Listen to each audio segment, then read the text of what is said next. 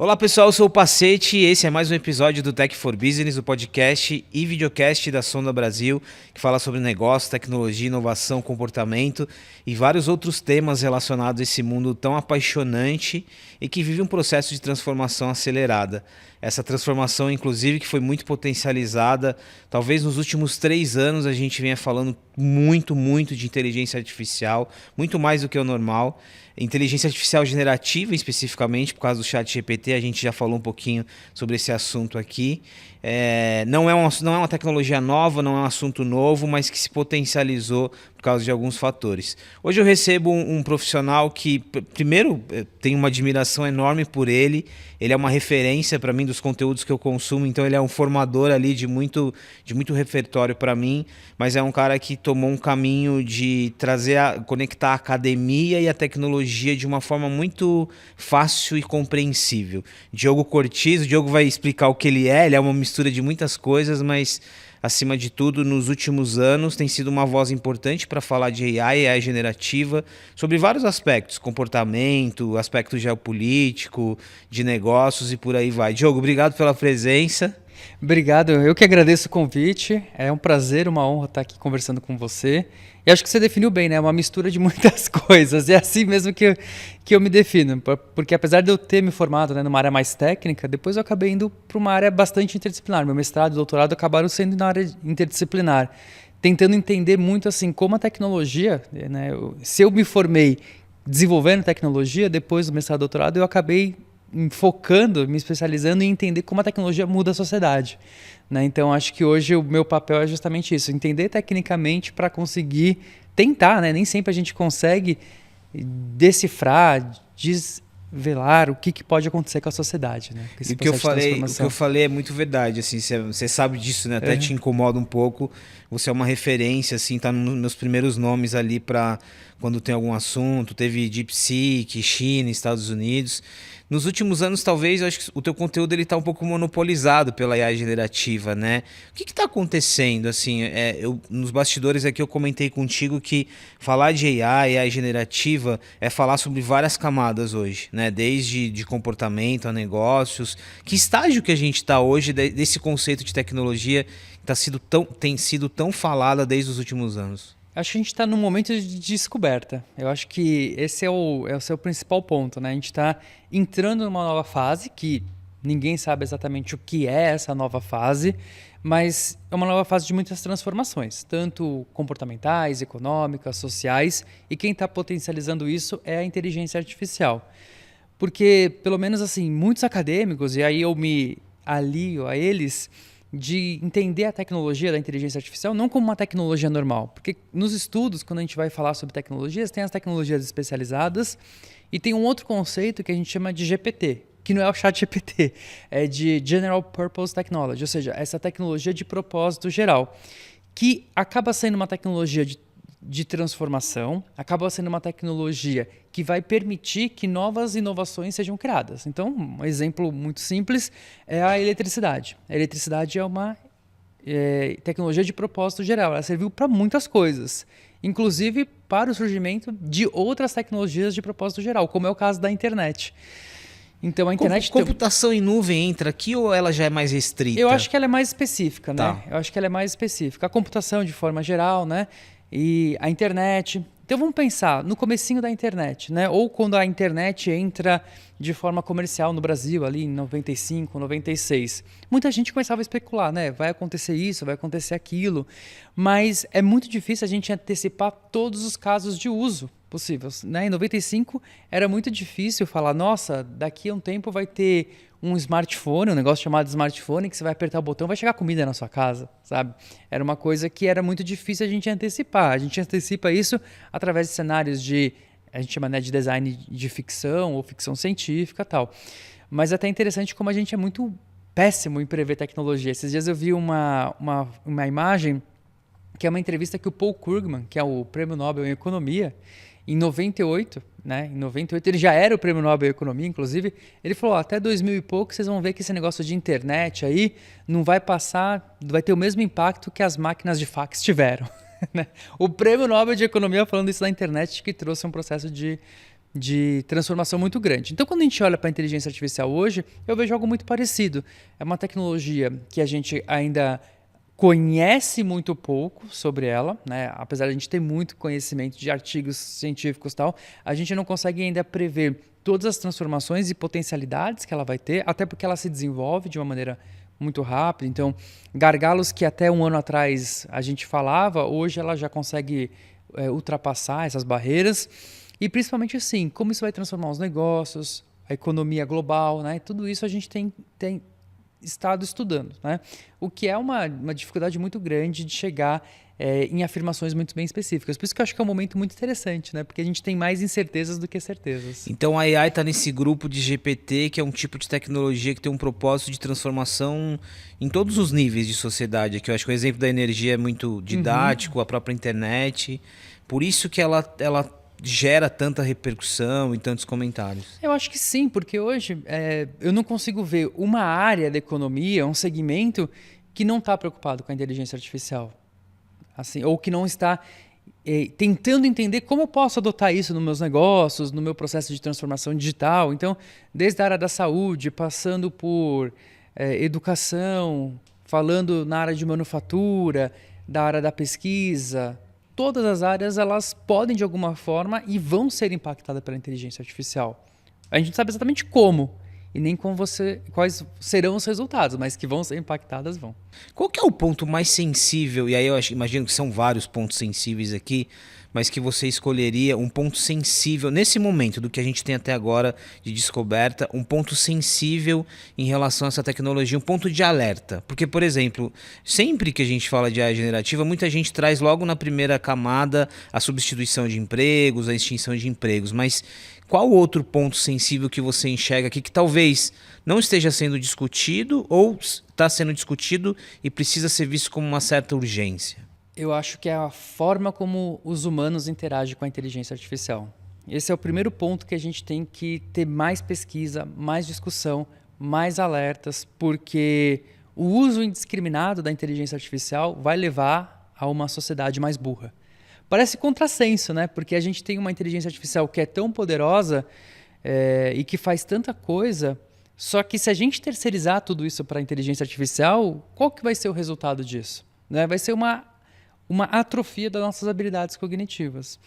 Isso não é um problema da inteligência artificial, da tecnologia em si. É um problema do comportamento nosso, das expectativas que a gente põe na máquina. Porque, da mesma forma que você tem a capacidade de usar a inteligência artificial para se desenvolver muito, você pode simplesmente só terceirizar para a máquina. Então, assim, são exemplos, né, muito simples, mas que ajudam a gente a entender. As pessoas estão pedindo para IA escrever um texto pronto para ela, sabe? E elas estão perdendo a capacidade até de pensar sobre aquele tema. Porque assim, é na escrita que a gente reflete sobre o tema, que a gente se desenvolve tanto na questão de escrita, mas de criar um argumento, de evoluir nosso processo de linguagem, né? E as pessoas estão perdendo isso. Só que, ao mesmo tempo, a inteligência artificial, se ela for usada de uma forma mais assertiva, ela pode contribuir. Por exemplo, eu estou escrevendo meus textos, eu escrevo meus textos do zero. Mas aí eu escrevo um primeiro parágrafo, fica bom, o segundo parágrafo fica bom, o terceiro parágrafo às vezes fica ruim. Eu falo, nossa, ficou ruim. E aí eu peço para a inteligência artificial, o que eu posso melhorar aqui? Me dê 3 alternativas. Ela me dá as alternativas, eu leio aquilo, reflito sobre aquilo e eu mudo o meu texto. E isso vem me ajudando a me tornar uma pessoa que escreve melhor, que consegue refletir melhor sobre os temas, mas as pessoas elas estão simplesmente terceirizando para a máquina. Eu estou falando do texto, mas são outras tarefas também que as pessoas estão começando a terceirizar para a inteligência artificial. Então, o que a gente vai precisar entender é encontrar esse equilíbrio, né, de usar a inteligência artificial como uma aliada para melhorar nossas habilidades cognitivas, para trazer mais produtividade, mas ao mesmo tempo que a gente se desenvolva, não que a gente terceirize para a máquina. Né? E é interessante, 2020, e a gente já vem na discussão desse processo, né? Em 2024, o conceito ali, o conjunto de termos, o brain rot, a ideia do cérebro podre ali, remete muito a isso, não necessariamente só por causa da IA generativa, por causa das redes sociais, algoritmo. Acho que hoje, quem nos acompanha aqui sabe do desafio que é você focar numa leitura, num livro ou numa atividade que não seja tão online, né? Essa discussão ela já está presente há algum tempo e agora, pelo que você coloca aqui, ela se agrava um pouquinho, né? Ela passa por um processo de impulsionamento muito maior, porque a gente estava vivendo esse mundo, né, do cérebro apodrecido por conta das redes sociais, que eram o consumo de conteúdo mais passivo.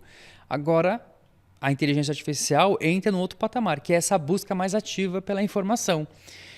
E isso muda um pouco o paradigma, porque as pessoas, a tendência é os chatbots, né, mudarem completamente os motores de busca. Então a gente vê que as pessoas preferem, em vez de navegar por diferentes links, ter uma resposta pronta. Isso traz uma produtividade, uma forma de interação super incrível. Ao mesmo tempo, a gente tem que alertar as pessoas de que aquela resposta pronta não necessariamente, primeiro, é correta, pode ter erros, alucinações, imprecisões, como também ela precisa refletir sobre aquilo e não aceitar uma resposta, né? Tem um exemplo muito, acho que didático também, que foi um experimento que um professor de Harvard fez para os alunos de ciência da computação, né? Era uma disciplina que ele se propôs então a ensinar uma nova linguagem de programação que os alunos não conheciam, que era Fortran, que é uma linguagem super antiga, então os alunos não conheciam, e era um aprendizado baseado em problemas, que está super na moda hoje, né? Ter essa metodologia ativa, baseado em projetos, tal. E ele se propôs a fazer isso. Só que ele dividiu a sala em 3 grupos. Um grupo que poderia utilizar inteligência artificial do jeito que quisesse, a generativa, ChatGPT. Um outro grupo que só poderia utilizar uma inteligência artificial que auxiliava na codificação, no código. E o outro grupo que poderia usar o Google à vontade. E aí eles tiveram, né, o semestre de aula, apresentaram os projetos. Os alunos que usaram a inteligência artificial tiveram as melhores notas, os melhores resultados. Seguido do grupo que usou a inteligência artificial só de código, seguido do Google. Só que depois de 2 semanas ele aplicou uma prova de retenção de conhecimento, ou seja, para avaliar o que essas pessoas aprenderam com isso. E aí é assustador. Todo mundo que usou o ChatGPT foi reprovado. Ou seja, eles conseguiram fazer algo melhor, só que eles não aprenderam nada. Então, que tipo de produtividade a gente está falando? É só realizar uma coisa? Então, quer dizer, os alunos nesse momento eles eram só uma peça de uma engrenagem que executa coisas que poderia ser altamente e facilmente ser substituído pela própria máquina. E eles não se desenvolveram cognitivamente, não tiveram o mínimo de senso crítico para pensar sobre o problema, analisar a situação. Então, esse é um desafio que eu vejo assim para ontem. Assim. É a potencialidade da inteligência artificial deixar a humanidade mais burra, né?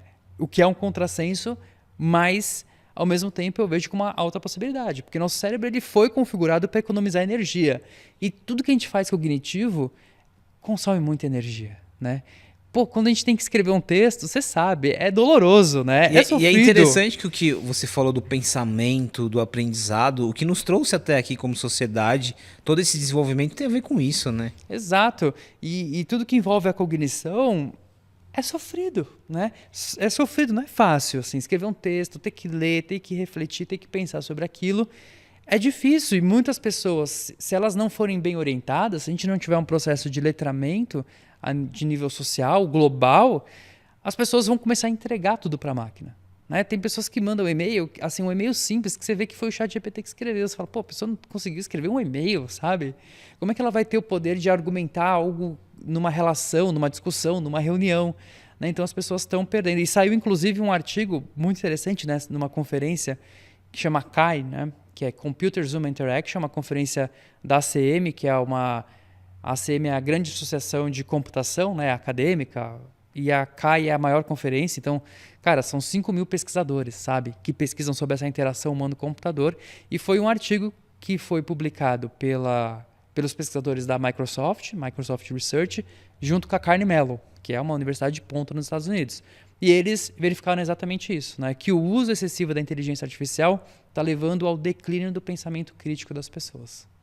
Eu já volto nesse aspecto para falar de comportamento. Deixa eu fechar essa parte, ainda nessa linha também desse declínio.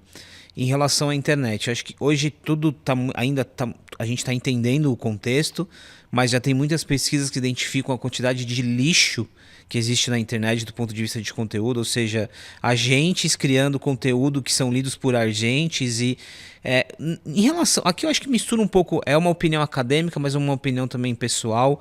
O que vai ser dessa internet no contexto que a gente está vivendo?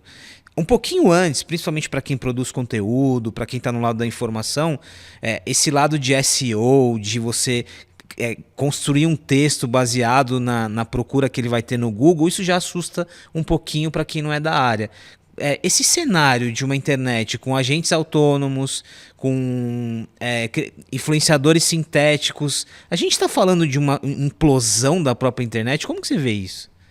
É uma mudança de paradigma gigantesco, né? E isso passa por diferentes dimensões. Eu acho que tem essa parte da criação do conteúdo em si, né? Então, conteúdos sintéticos. Hoje você entra no LinkedIn, cara, a quantidade de artigo que você vê que é feito por inteligência artificial, começa com o foguetinho, não sei o que lá, aí vem os emojis, insights valiosos, né? Tem essa expressão, né? Insights valiosos, você sabe que é inteligência artificial.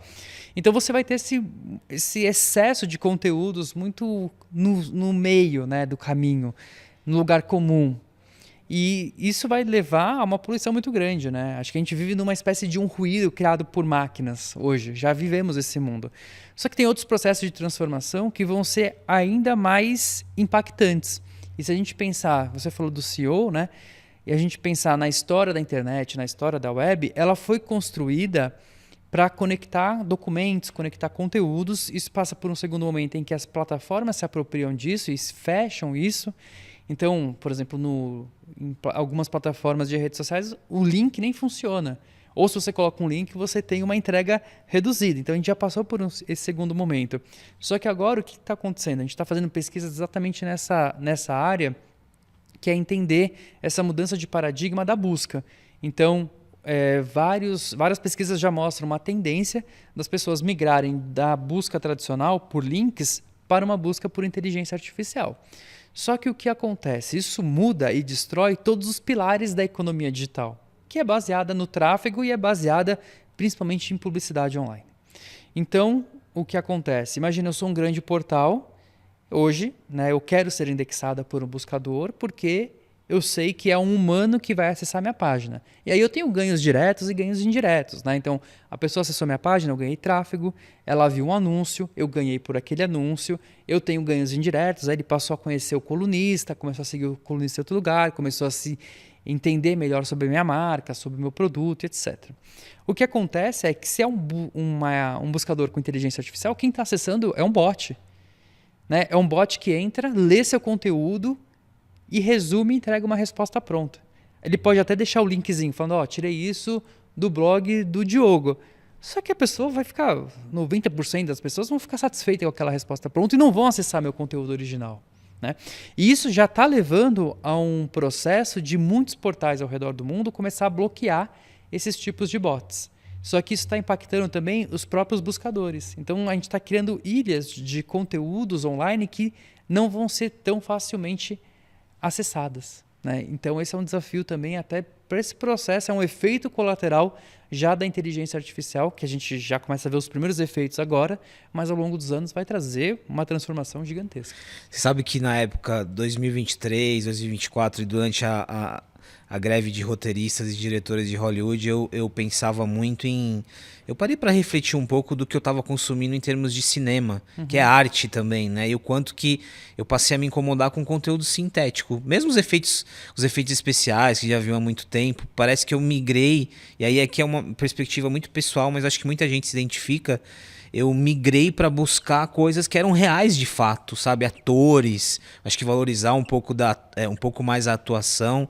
E você acha que resistência, que muita gente que nos acompanha produz conteúdo e não necessariamente são influenciadores gigantescos, né? Hoje todo mundo produz conteúdo. Você acha que resistir nesse momento faz algum sentido? Como você falou, né? Então, se ali no LinkedIn todo mundo está indo, a maioria, né? Todo mundo não, a maioria está indo num caminho de fazer textos que facilmente são identificados como AI, resistir vai ser um caminho interessante? Eu acho que é fundamental, assim, porque se está todo mundo indo para o lugar comum, é legal que a gente busque outros caminhos, né? Principalmente nós, que somos pesquisadores, estamos discutindo essas tecnologias, né, de uma forma mais crítica, encontrar caminhos. Acho que não é necessariamente uma resistência contra a tecnologia, mas é buscar alternativas de alinhar a tecnologia, as nossas expectativas, ao que a gente pode ter de melhor. Eu acho que é isso que a gente... E aí, de alguma forma, até levar isso como um processo de letramento para quem está adormecido, né? Porque as pessoas estão adormecidas, se a gente pensar. Elas não estão entendendo esse processo de transformação. Até tende, a inteligência artificial vai trazer muita produtividade, vai transformar, a gente precisa adotar a tecnologia e tal. Tudo bem, esse é um caminho. E eu concordo com ele, mas quais são os outros efeitos, quais são as outras transformações que isso vai trazer e que a gente já precisa debater de uma forma ética, responsável, encontrar caminhos, porque muitos problemas que a gente vive hoje a gente poderia ter evitado ou pelo menos dado algum tipo de tratamento se a gente tivesse tido essa discussão há um tempo atrás. Eu lembro que em 2007, 2008, que foi a época que eu fiz o mestrado, e estava começando a se popularizar, né, essa ideia da internet, das redes, Web 2.0, redes sociais, e tudo era muito bonito.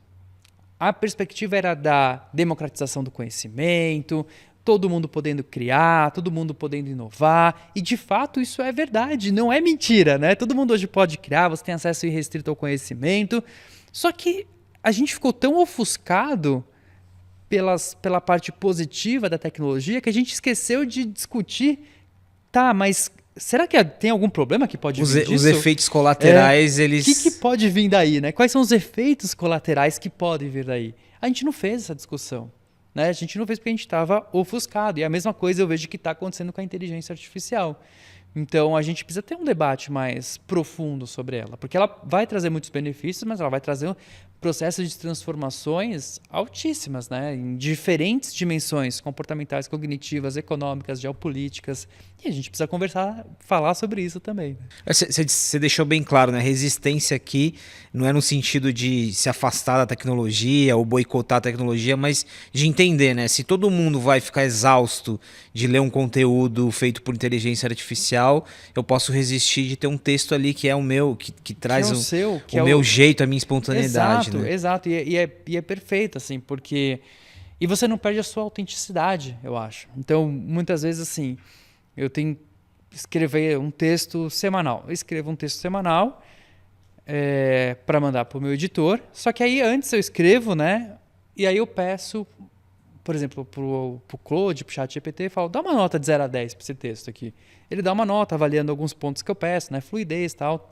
E aí às vezes eu peço, o que eu posso melhorar então para deixar ele um pouco melhor? Porque eu quero entender como eu posso melhorar a minha escrita também, né? E às vezes ele fala uma coisa para eu mudar. Se você escrever esse parágrafo dessa forma, vai ficar melhor. E eu leio e realmente fica melhor. Só que eu falo, eu não escrevo assim.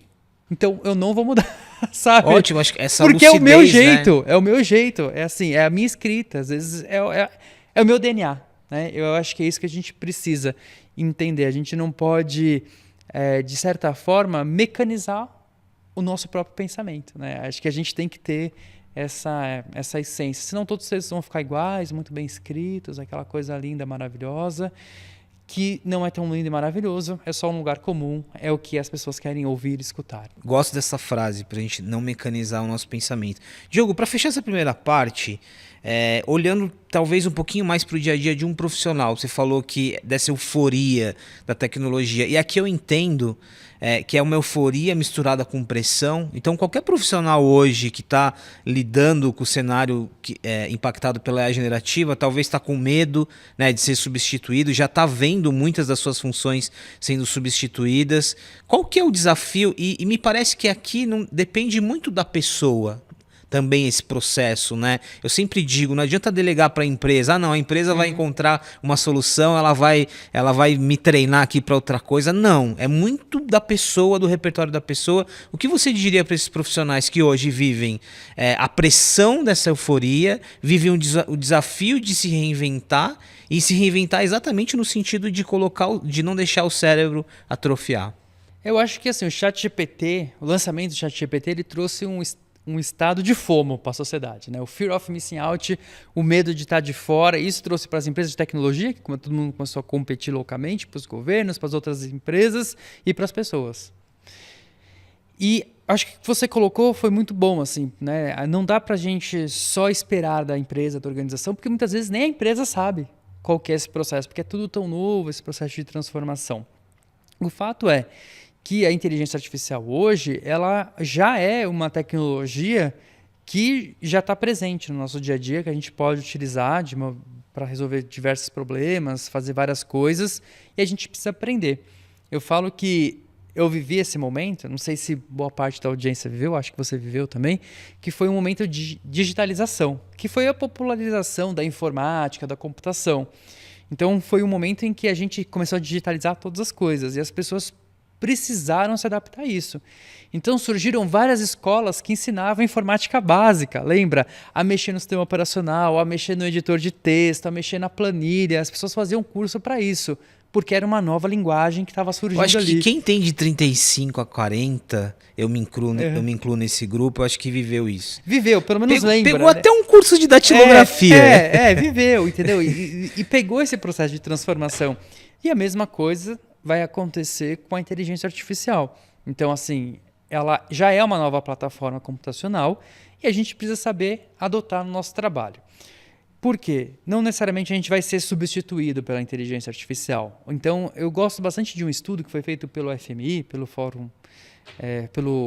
Fundo Monetário Internacional, foi uma pesquisa global que eles fizeram, e eles viram que 40% dos postos de trabalho estão expostos à inteligência artificial. E aí, quando isso saiu, todo mundo falou, nossa, quer dizer que 40% dos postos de trabalho vão ser dizimados até o fim do ano. Não era isso que a pesquisa estava dizendo. O que eles viram é que 40% dos postos de trabalho já podem ser impactados pela inteligência artificial, inclusive positivamente, né? Trazendo uma produtividade maior. Porque hoje, assim, é difícil a gente olhar para uma profissão e falar, essa profissão vai desaparecer completamente. É difícil a gente olhar isso. Não tem pesquisas que mostram, obviamente, de profissões que vão ter uma redução, né, de profissionais, porque você vai ter um processo de automação. E se você automatiza, você não precisa dessa mesma quantidade de pessoas que você precisava antes. Mas ainda assim você vai precisar de pessoas, né? Então, esse processo que a gente precisa entender de como se adaptar para a inteligência artificial, entendendo dentro do meu escopo de trabalho hoje, em que momentos a inteligência artificial consegue me ajudar, em que momentos a inteligência artificial pode me atrapalhar, do tipo me deixar preguiçoso, porque se eu começar a terceirizar tudo para a máquina, seu chefe vai ver, cara, não preciso dele. Qual o sentido de eu estar aqui, né? Qual que é o sentido dele estar aqui? Não, a gente precisa justamente recuperar o que é mais de humano dentro das profissões e usar a inteligência artificial para potencializar aquilo que é da máquina. Então é esse processo de ajustes que a gente vai precisar fazer, mas isso vai depender muito também de profissões. Saiu até um estudo do Fórum Econômico Mundial que avaliou assim, as profissões que tendem a mais crescer nos próximos 10 anos e profissões que tendem a diminuir.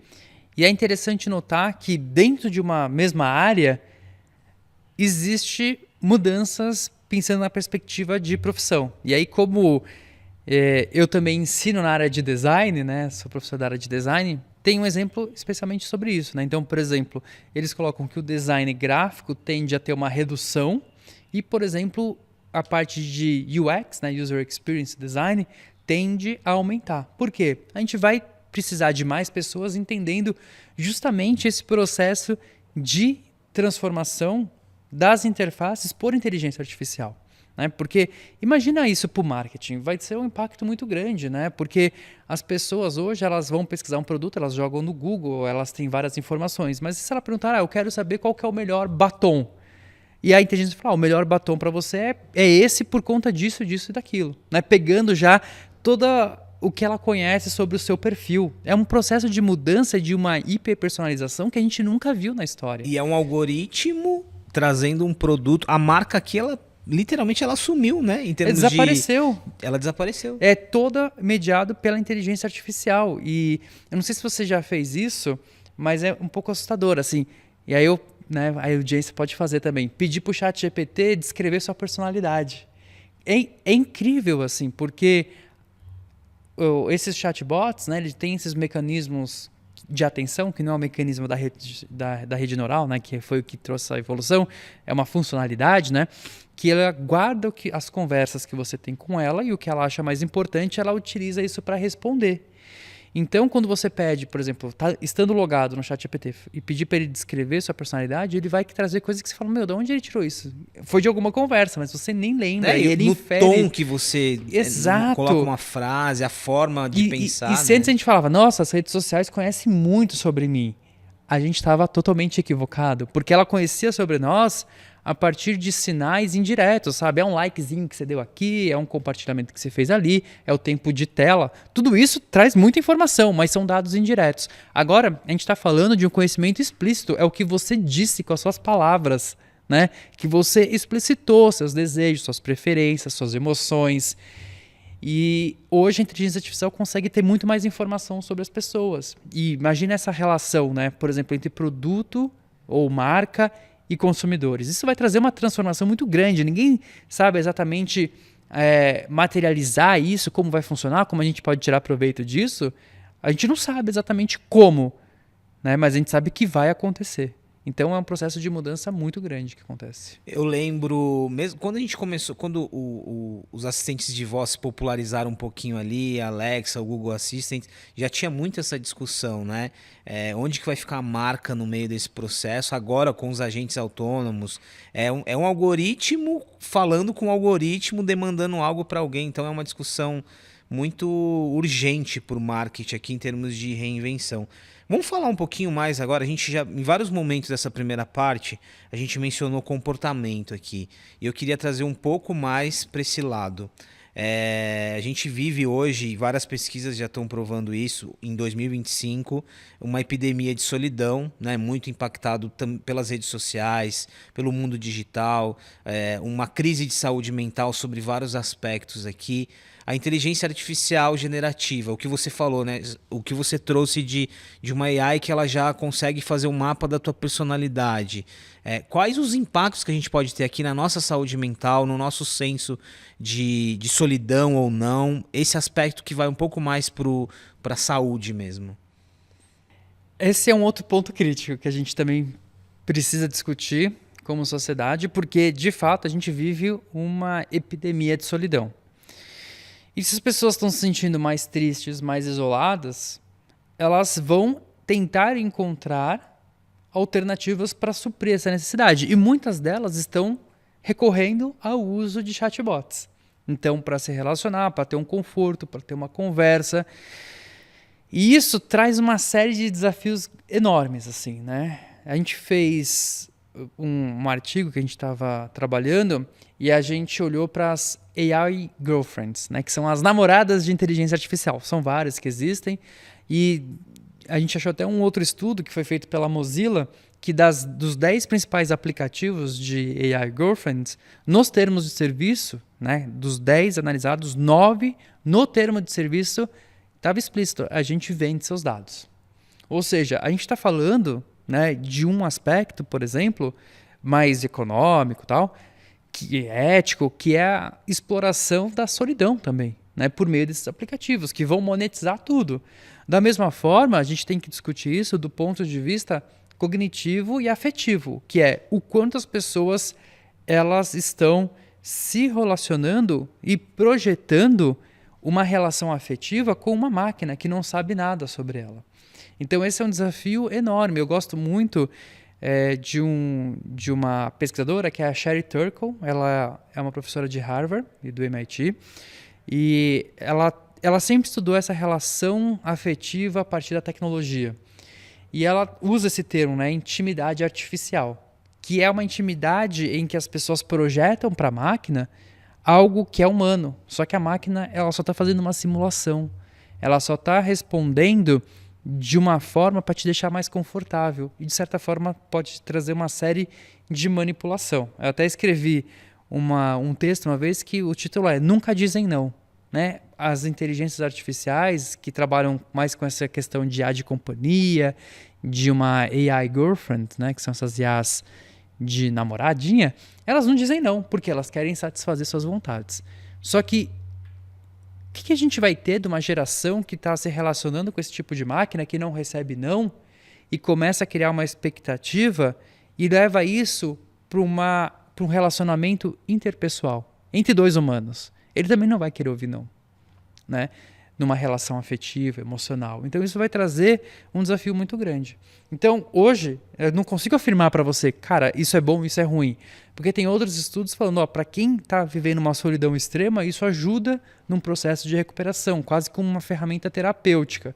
Por outros lados, a gente tem que ver toda uma questão ética, de segurança, de privacidade, que também precisa ser debatida. Então, é aquilo que a gente conversou, né? A gente está no momento inicial da história sendo contada. É como se fosse assim, a gente estivesse em 2005 com a internet chegando, ninguém sabendo muito bem o que vai acontecer, só que agora a gente está vivendo algo muito parecido com uma tecnologia que é muito mais avançada, porque ela domina a linguagem, ela conversa com a gente, ela entende nossos desejos, ela coleta dados, ela pode inferir sobre o nosso comportamento, né? Então, é mais sensível, mais desafiador e, ao mesmo tempo, mais incrível de estudar também, né? A velocidade aqui vai ser determinante, tanto para o lado positivo para o lado negativo, porque vamos pegar a internet como referência, né? O que nós tínhamos de velocidade em termos de aprimoramento ou desenvolvimento de tecnologia e o que a gente tem hoje. Vai ser decisivo essa velocidade com que a IA generativa vai se desenvolvendo e outras ferramentas? Vai ser decisivo totalmente. E eu não estou falando só da velocidade, por exemplo, do desenvolvimento técnico dos modelos, sabe? Esse modelo aqui a gente vai chegar na AGI, sabe? Que é a inteligência artificial geral. Eu nem estou falando disso. Os modelos eles estão ficando melhores, eles estão ficando mais aprimorados, mas eles estão tendo uma diminuição, né, do avanço tecnológico. Só que, ao mesmo tempo, você tem um monte de possibilidades que está sendo criado a partir dessa inteligência artificial que tem hoje, novas funcionalidades que estão sendo adicionadas. Então, quando o ChatGPT foi lançado, ele não tinha esse mecanismo de memória que eu falei para você, né? De guardar essa conversa dos usuários para entregar uma resposta mais personalizada. Não tinha, mas em 2 anos fizeram e está muito bem, né? Ou modelos de raciocínio. Então, tudo isso a gente tem que entender que não é só o avanço do modelo em si, do desempenho do modelo, mas são camadas que a gente vai adicionando e que muda o comportamento, né? Então, por isso que hoje, dentro da academia, se fala muito de uma mudança a gente fala muito eu assim, trago muito nas minhas falas, nas minhas aulas, nas minhas palestras, que a gente tem que entender que a inteligência artificial ela está criando novos paradigmas para a humanidade. Então, o que são paradigmas? Paradigmas são conhecimentos, crenças, culturas que estão muito bem estabelecidas. E ela está mudando esses paradigmas, né? Então, a gente discutiu vários aqui. Paradigmas comportamentais, paradigmas econômicos, e a gente precisa se antecipar a esse processo para entender e tirar o que é melhor da tecnologia. E tem um lado importante aqui também, tudo que a gente falou, né? A própria epidemia da solidão, ela já é consequência de muitos anos aqui de relacionamento digital, outras questões que a gente tem como bullying na internet, o próprio desafio que a gente tem hoje com os nossos adolescentes, tudo isso a gente já vem de uma discussão muito forte, por isso que eu perguntei da velocidade, né? O quanto que esses desafios eles vão se acelerar. Deixa eu terminar. Eu tenho hoje, eu não sei se você tem essa sensação, mas você mencionou a ficção. Eu gosto muito do uso da ficção científica para espelhar muita coisa da realidade, né? Porque se já teve na mente de alguém de alguma forma, pode existir ou já existiu. Mas hoje eu assisto alguns filmes de ficção científica que eu tenho a sensação que não são mais filmes de ficção científica, são filmes quase que reais. E você falou sobre esse conceito de inteligência artificial da AI geral, né? Essa AI que a gente olha na ficção que vai dominar o mundo, que vai assumir o controle. Do ponto de vista acadêmico, científico, o que é verdadeiro ou não sobre essa inteligência artificial que a gente tanto teme, que aparece muito na ficção científica? Muito legal. Você falou da ficção científica, né? Também sou fã da ficção científica e eu vou até, antes de responder essa pergunta, né? Eu vou até trazer um elemento que não é tão discutido no Brasil, mas é uma técnica de pesquisa mais recente, mais nova, que ajuda a gente a tentar navegar nesse mar de incerteza, que são abordagens de pesquisa, né, que a gente chama de design especulativo, e tem uma específica que é design fiction, que a gente, né, e eu tenho vários alunos de mestrado e doutorado fazendo pesquisa nessa área, que cria cenários futuros, né? Então, a gente analisa o momento atual a partir das tecnologias que temos e a gente fala muito de sinais fracos, que são pequenos sinais que a gente vê de mudança, que pode trazer um desdobramento muito grande. E a partir disso você tem várias metodologias, né, que ajudam a criar esse cenário. É muito conectado à ideia do futurismo, né? e a gente cria cenários de ficção, né? E a gente fala muito de criar o que a gente chama do protótipo diegético, que é, imagina assim, você foi para um futuro, em 2030, pegou algo e trouxe para cá para discutir. E você consegue, dessa maneira, antecipar muitos cenários do que pode acontecer. E aí eu vou dar um exemplo, né? Tem um aluno meu que estava estudando muito essa questão ética e de controle com a inteligência artificial, ela ficando mais avançada ou não. E aí eu chego na resposta à sua pergunta. E aí ele pensou e falou assim, tá, mas isso é uma discussão tão etérea, assim, tão abrangente. Eu falei, vamos materializar em algo. Então o que ele fez? Ele fez uma marca de mochila que é feita só para robôs, né? Então, e ele fez a mochila, o protótipo, existe a mochila de fato. Então, para o humano é meio ruim usar, assim, não é confortável, mas para a máquina ela é ergonomicamente muito boa. Só que isso levou a uma discussão maior. Quem que controla a mochila? Então, ele desenvolveu um aplicativo, né, pensando assim num cenário em 2035, que a pessoa pode configurar, né? O robô tem que deixar mexer na mochila, sim ou não, né? Quem que pode mexer na mochila? É só o dono do robô ou qualquer pessoa? E se for uma autoridade, por exemplo, uma autoridade policial, pode ou não? Né? De quem que é a responsabilidade das coisas que está na mochila do robô? É do dono do robô? É quem está controlando o robô? Mas se for um robô autônomo? Então, a partir dessa discussão, né, você traz muito debate e você consegue construir argumentos, antecipar cenários de regulação, governanças que são muito legais, né? Então, é uma técnica é muito comum fora do Brasil e agora mais recente está chegando também com várias pesquisas nessa área. Mas respondendo a sua pergunta, é muito difícil a gente prever. Né? Eu acho que assim, a gente passou por um processo de evolução muito rápido. Você tem grandes promessas, né, do tipo a AGI chega em 2 anos, em 5 anos, principalmente feito pelos laboratórios das empresas, o que pode também ser uma estratégia de marketing, né? Mostrando, olha, como a gente está evoluindo rápido, tal, precisamos de financiamento para isso. Mas saiu um estudo muito interessante feito por uma associação da área de inteligência artificial, e esse artigo foi publicado na Nature, que é uma respeitada revista científica. E eles pegaram assim a comunidade científica, acadêmica, para responder sobre isso. Eu não lembro de cabeça, mas 70% dos pesquisadores colocam que com esse modelo que a gente tem hoje, né, do ChatGPT, dos LLMs, né, essa arquitetura, a gente não vai chegar na AGI. Né? Então, essas são métricas que tem. Eu tendo a acreditar exatamente nesse mesmo caminho. Acho que falta muito mais coisa para a gente conseguir evoluir para chegar numa AGI. Não que eu não acho que os LLMs são incríveis, eles são incríveis, assim, cada vez que eu uso um chatbot, eu falo, cara, como é que ele conseguiu fazer isso, assim? Eu fico impressionado com as capacidades, as habilidades que eles têm, mas para chegar na AGI ainda falta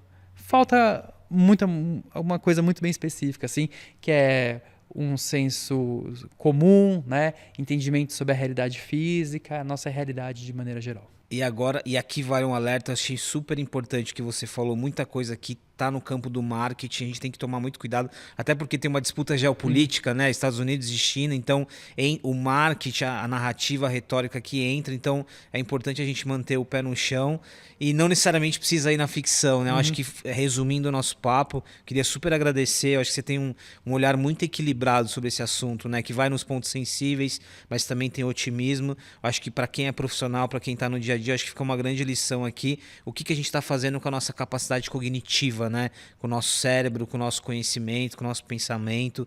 Eu acho que fica uma grande lição desse papo aqui. Muito obrigado. A gente poderia ficar aqui por vários outros episódios, inclusive já fica o convite, porque esse assunto ele se estende para outras esferas, né? Super agradeço o convite, é um prazer. E eu poderia estar aqui falando mais outros episódios ou falando por horas, né? Mas eu agradeço muito o convite, foi ótimo. Obrigado. Pessoal, esse foi um papo sobre inteligência artificial com o Diogo Cortiz, inteligência artificial, comportamento, tecnologia, um assunto que ele está muito presente aqui nas nossas conversas, sobre vários aspectos, sobre o negócio, sobre finanças, mas hoje muito pelo lado comportamental. Obrigado pela presença aqui no Tech for Business, a gente se encontra no próximo episódio.